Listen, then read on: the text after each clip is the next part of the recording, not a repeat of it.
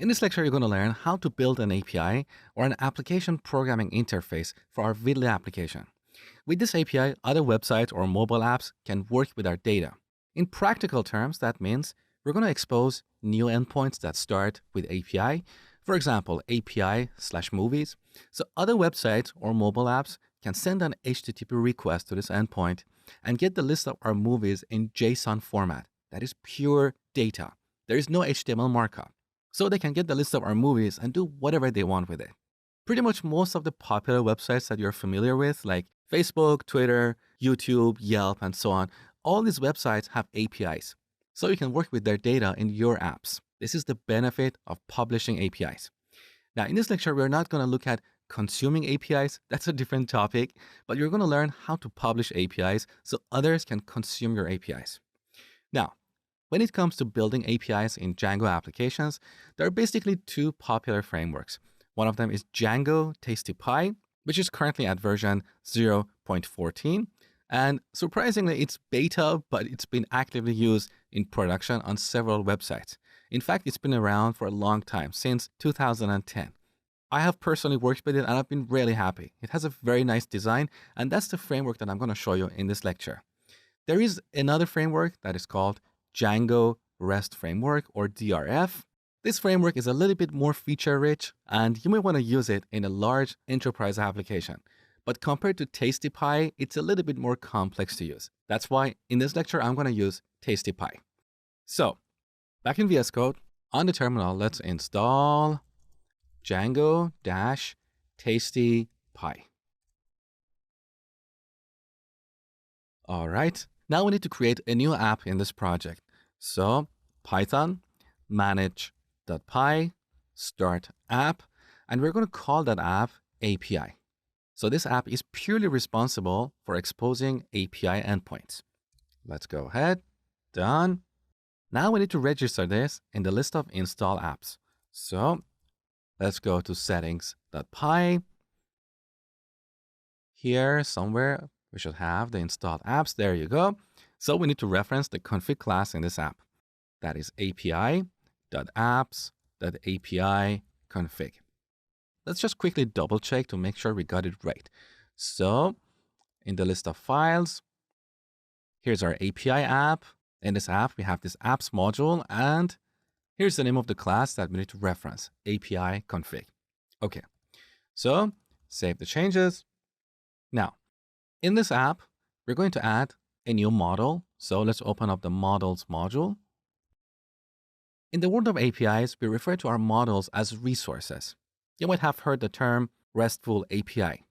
REST stands for Representational State Transfer.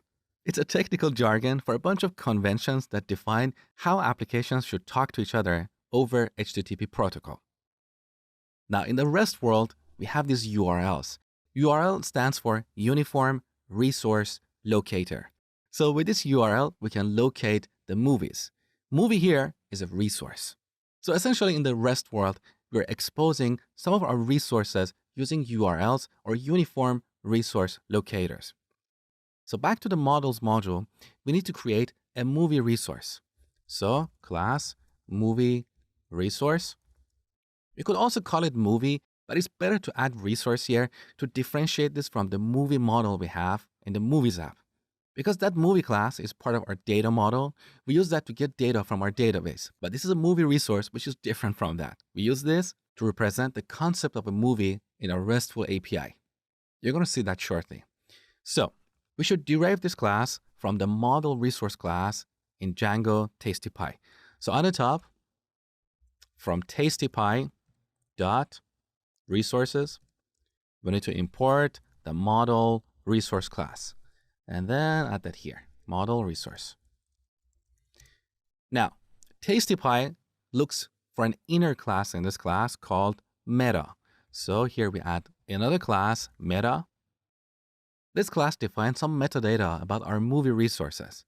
So there are a couple of attributes that we need to set here that TastyPie looks for. And by the way, you don't have to memorize any of these. You can always come back to TastyPie's documentation. So the first attribute is query set.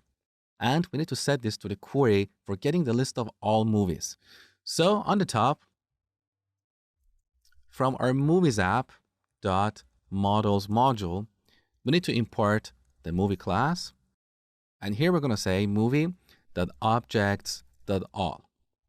Now this all method simply returns a query. It's not going to go in the database and get the list of all movies. It simply returns a query.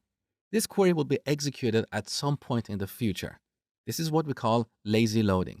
So this query object is a lazy object. Now the second attribute that we need to set is resource underline name. And we set this to movies. And this determines what our endpoint will look like. So we use movies here, and that means later we'll have an API available at API/movies. Okay, so we're done with our models. The next step is to generate our URL endpoints. So let's go to our main Vidly app here and open up the URLs module. Currently, we have two URL patterns. Earlier, we told Django that any URLs that start with movies should be delegated to this module. We're going to take the same approach. So let's create another path and tell Django that any URLs that start with API/, we want to hand it off to a different module. What is that module? Well, here we need to import our movie resource model. So from API.models, let's import the movie resource model. Next, we need to create an instance of this class. So let's call that movie_resource. Now this object has a property called URLs. We don't see that here in IntelliSense, but this attribute returns the URLs for this movie resource based on the resource name that we set here. Okay, so let's delete line 21. Back to our include function. Here we pass movie resource dot URLs. Save the changes.